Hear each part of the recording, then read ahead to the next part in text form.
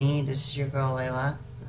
Some of you who know me know. So anyways, I came up with a very interesting logic today. I was playing some more, and I came across something that was really interesting. As to go into this, there's an interesting logic here, okay? Some of you know if you do an invasion, you kill a boss in somebody else's game. Okay, you're with me so far? My weirdest thought is, now, when you kill a boss, so why do we have to get the Stalker or Zanuka? It dawned on me. Some of you, before I get into the nitty-gritty of this segment, some of you who are loyal Tenno fans or loyal Warframe fans, I advise you to leave the channel or leave the video for this. About where I'm going to go with this is not going to be pleasant. And just want to put it out there, there's no harm done, but it's still a logical thought and kind of a weird one. So I'm gonna run it on a basis. Now, I was just playing a couple of rounds, couple of planetary stuff, and of course, as you can tell, I'm not using my main character Garuda because I'm gonna tell you exactly what I feel. I was gonna do my main character Garuda tonight, and so I figured run Siren instead. If you can excuse me, and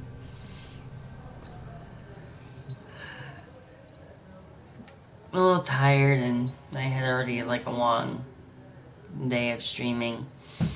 So anyways, I want to put it out there. Came to realization. So, thing on the map here. I can go to Mercury, do the mission there. I can go to a mission here. Whatever the case may be. But, in sheer honesty, it dawned on me a little bit, which is kind of one thing that kind of scares me a little bit. So I'm going to hit IO, we're going to do a mission, and hear me for the love of God. There's a logic here I came to. I'm not very good about where I'm going to get with this, but some of you who have played Warframe may understand what I'm going through, maybe understand the same thoughts I'm going to be going through. So we're going to find out exactly what happens, at this point. As you can tell, I'm running with somebody here. So I'm just going to kind of grab what we need. And let's see what happens. Of course, the person takes off. No sweat, no harm. So what I'm going to do is take the elevator up. Hopefully that this individual is not being a dick about it. Okay, so I'm taking the elevator up. Let's see how far this mission really goes. As you can tell, I'm using the Quanta, the Hate Scythe, pretty much everything is possibly known. So I'm going to see if this really does happen in the midst of everything that goes on, and I'm gonna get to it if hopefully it happens, and maybe you can shed some light on the subject and why in the hell does DE do this, and you'll see what I'm talking about. Hopefully, if we can do this mission, hopefully he spawns up, which I'm talking about the Stalker. And I'm curious to see exactly what possessed this individual, this particular stalker, to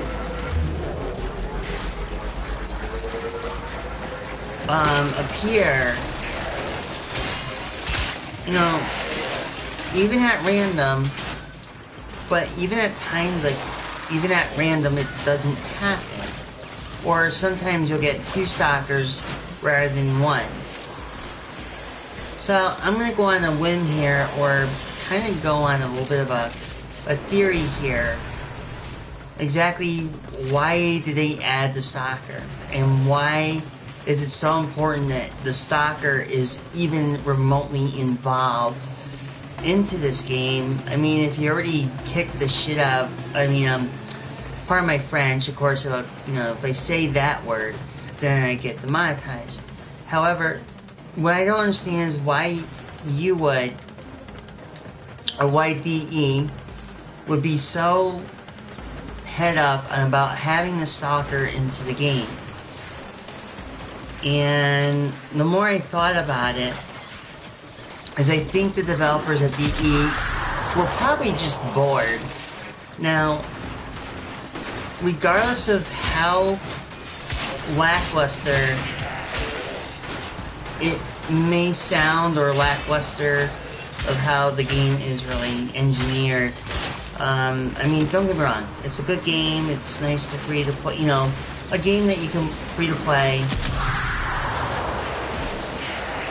Honest opinion about where I go, you know, as far as like playing Warframe. I mean, let's think about this. How many people have gotten Zanuka, or how many people have gotten the Stalker? Well, it's the same Stalker. There's no ifs, ands, or buts. And when I really think about it, it's like, oh joy, another Stalker. Can barely contain myself. Well, the truth of the matter is, the Stalker becomes quite boring, even at the point, I mean, even like in the personal aspect of things,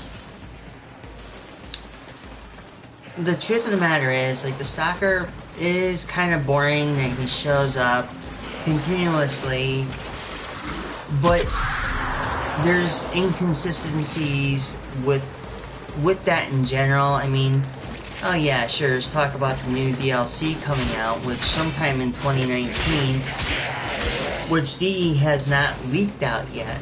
And if DE did leak out the new DLC, supposedly there's like a couple new warframes. I mean, right now we have 31 warframes into the game, and the other warframes, I kind of don't know where it goes. You know, I think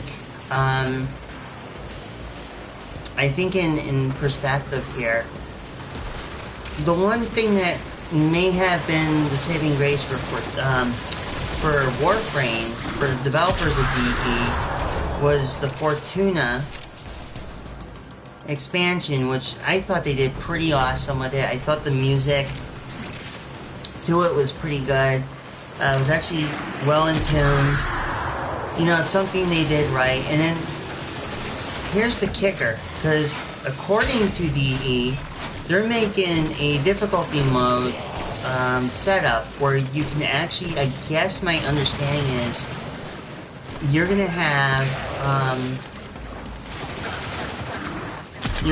several, water it down a little bit to make it more, how do I put it, noob friendly, so to speak, because most people who would actually start crying about it will be those of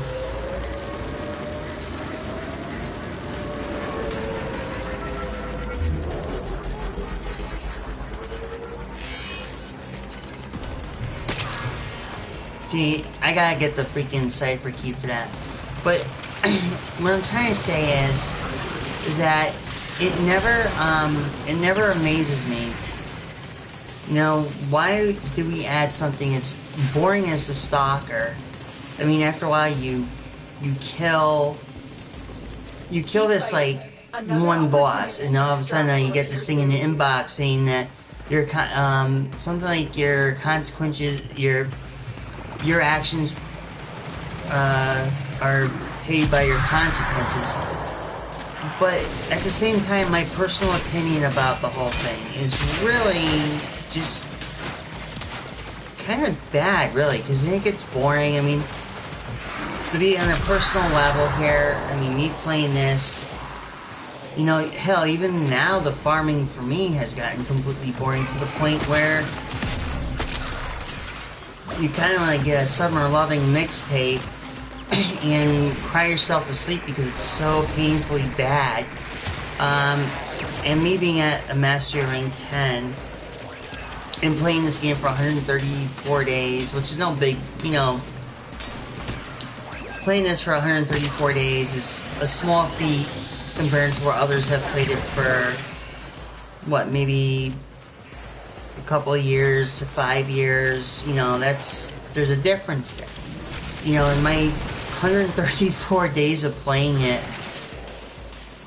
it's just, you know, it becomes a continual and boring grind. In my personal aspect and my personal feelings is, you know, why do we need to use the stalker when the stalker comes at random, he doesn't do anything?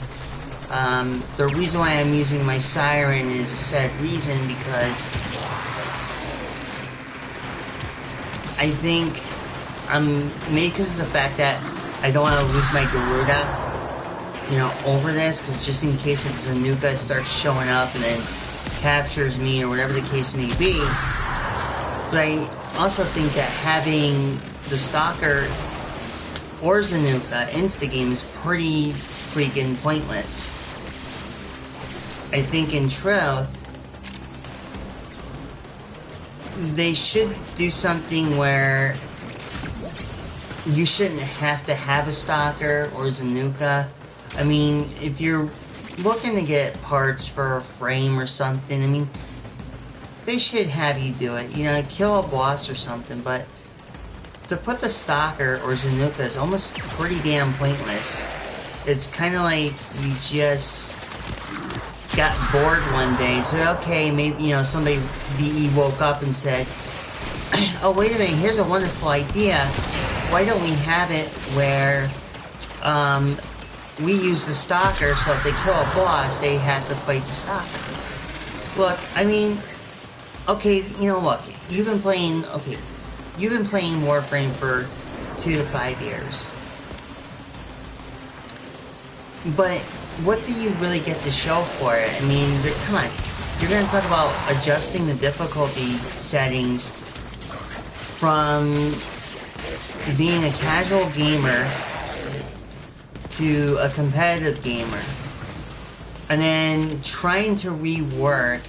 Now, this is the one thing that got me really kind of like sitting here laughing about it. It's like, so we're going to make it more new person friendly, and I mean, yeah, they talk about making it new person friendly, but the truth of the matter is there's no indication that, more than anything, BE's gonna probably back off from, oh yeah, we're gonna make it all new person friendly, but at the same time we're still gonna give the vague descriptions on how to craft materials, or how to, you know, from crafting your materials to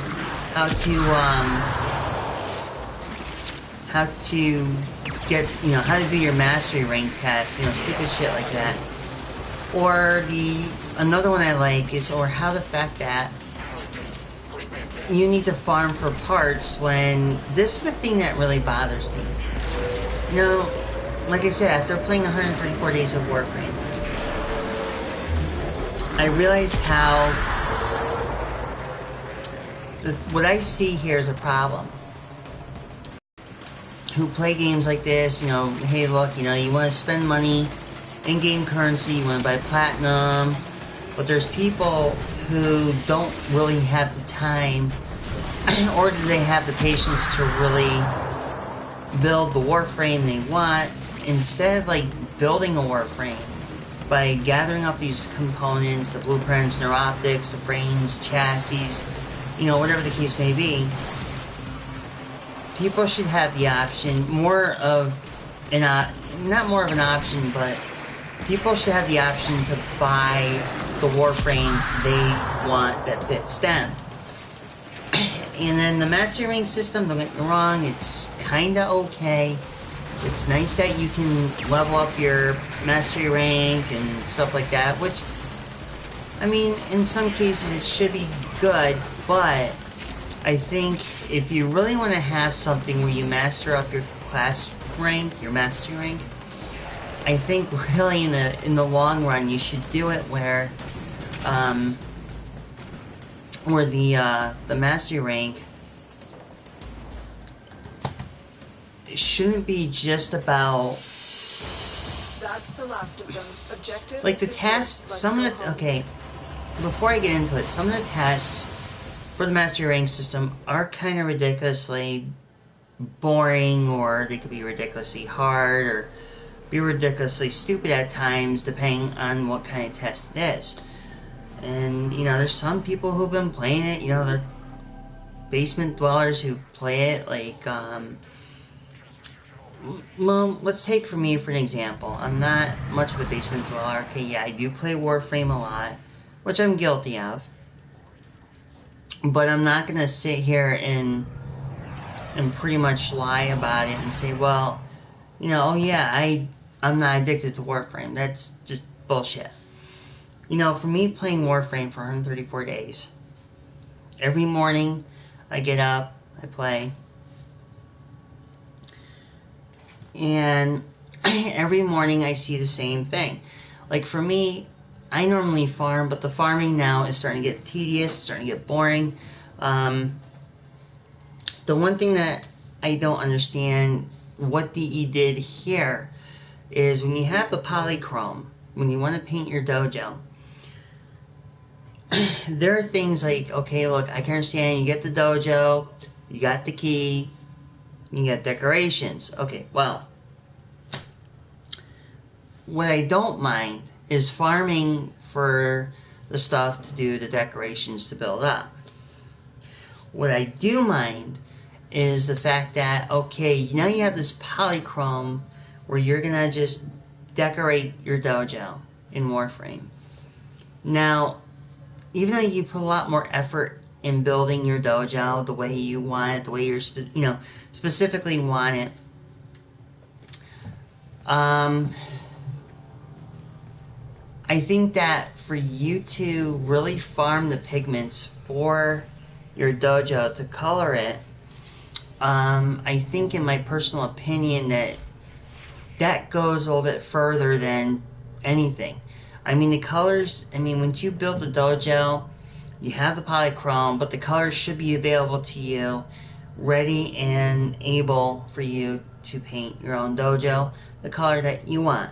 Now, farming for this stuff, for an example, you want to get like a pigment green or like an Olympus blue, but you need to kill about 1,000 Grenier, which I can show you exactly which ones, but some of the veterans who know where I'm getting at with this, and some of the veterans who've actually played Warframe had got up and quit because of the long continual grind, which I kind of don't blame them, really. So, of course I'm using my Siren, like I said. I didn't use my Garuda, but I will use my Garuda to go back to the dojo because I'm actually the founding warlord. And what's another thing I find kind of funny, for me being a founding warlord, now I think with DE or warframe.com, and I think that the sheer honest and malarkey of things is the fact that for you to upload, for me as a founding warlord in my clan, I find that being in this predicament, and I know there's some warlords who needed permission from the other founding warlords, and what I find funny is the nonsense that they put in. Now, for example, as you can tell, my clan's a rank 3 clan. However, not many of my friends would do the Ascension ceremony. Not even like about whatever I have here for my clanmates. But, so the truth of the matter is, now, having to see all of what's here, right? Now, of course, it looks like,